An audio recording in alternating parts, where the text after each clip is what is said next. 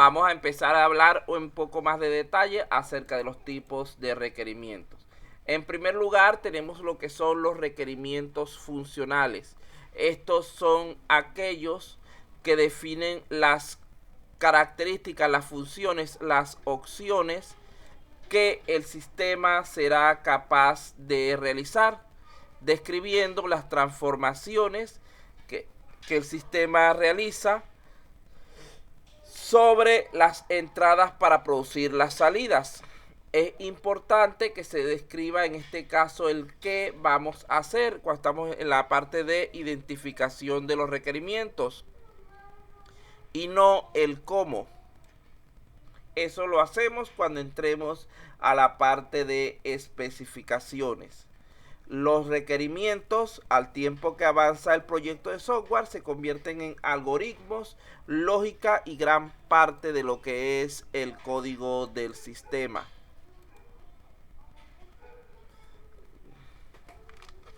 Segundito aquí. 4507416 4507 por ahí.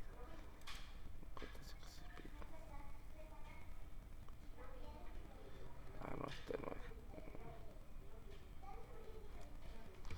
Vamos a cerrar esto. Se me abrió un archivito aquí que no tenía que abrirse. Ya. Vamos a continuar entonces.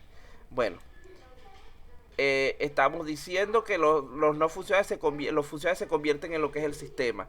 Por otra parte, los no funcionales tienen que ver con técnicas y características que de una u otra forma puedan limitar nuestro sistema. Por eso es que lo relacionamos con restricciones, como por ejemplo el rendimiento, tanto en tiempo como en espacio en disco, las interfaces de usuario, la fiabilidad, la robustez del sistema ante fallas, la disponibilidad del sistema, del equipo, el mantenimiento, la seguridad, la portabilidad, el cumplimiento de estándares, etcétera.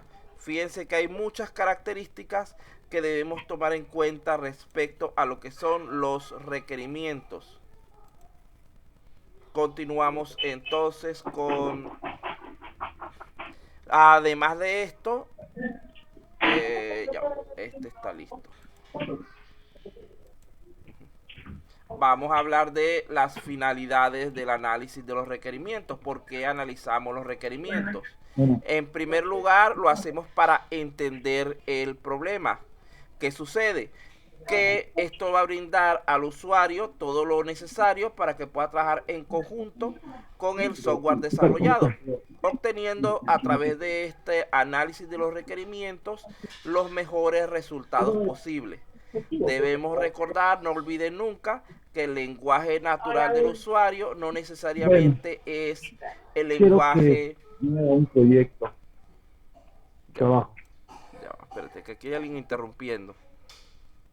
Bueno, entonces que el lenguaje natural del usuario no es el lenguaje del desarrollador necesariamente, sino que generalmente está más vinculado con el lenguaje técnico de la rama de negocio con la que quiera trabajar.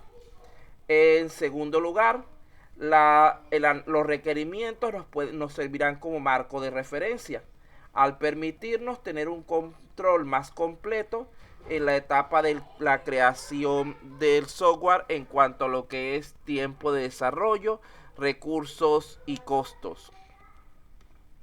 También nos va a servir para apoyar el proceso de desarrollo de software mediante la utilización de métodos más eficientes que permitan el mejor aprovechamiento del sistema según sea la finalidad de uso del mismo.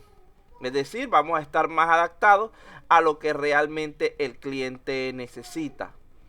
También nos va a permitir aumentar la calidad del software desarrollado al disminuir los riesgos de mal funcionamiento.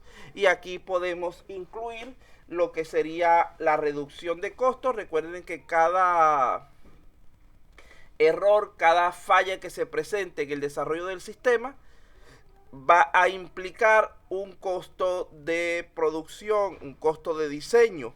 Y si nosotros desde el principio comenzamos con unos buenos requerimientos, estos costos se van a minimizar.